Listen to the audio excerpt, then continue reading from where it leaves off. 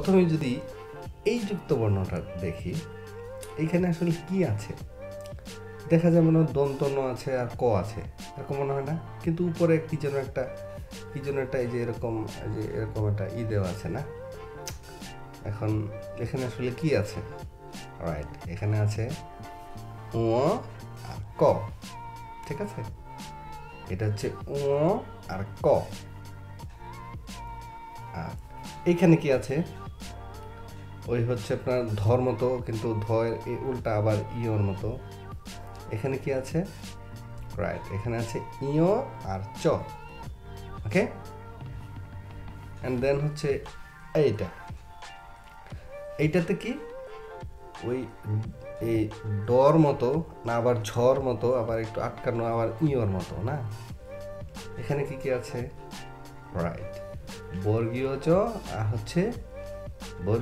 আর হচ্ছে ইয়। Very good. এইখানে কি আছে? মানে তো এর আগে একটা পেচ, দুইটা থ, একটা ত আর একটা থ। গুড। এইখানে কি? বর্গীয় জ আর কি ইয়। রাইট, ইয় বর্গীয় জ। এইটাতে রাইট, ইয় আর ছ। এটাতে দন্তস আর হ, না, দন্তস আর থ। কি আছে? দন্তস আর থ। এইটাতে কি? মূর্ধন্য স ইয়, না, মূর্ধন্য স আর মূর্ধন্য ন।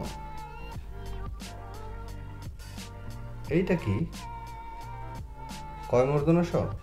না, কয় মূর্ধন্য স হলো এরকম কর মতো এরকম থাকবে।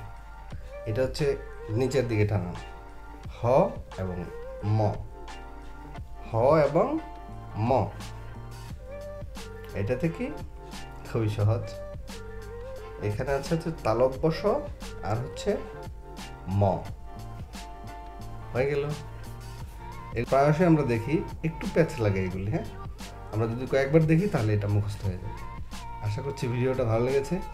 এরকম ভিডিও পেতে আমার চ্যানেলটা সাবস্ক্রাইব করে রাখতে পারেন, আর অবশ্যই একটা লাইক দিবেন, আর যে কোনো মন্তব্য কমেন্টসে করতে পারেন। সবাই ভালো থাকবেন। নেক্সট ভিডিওতে নতুন টপিকে কথা হবে। আল্লাহ হাফেজ।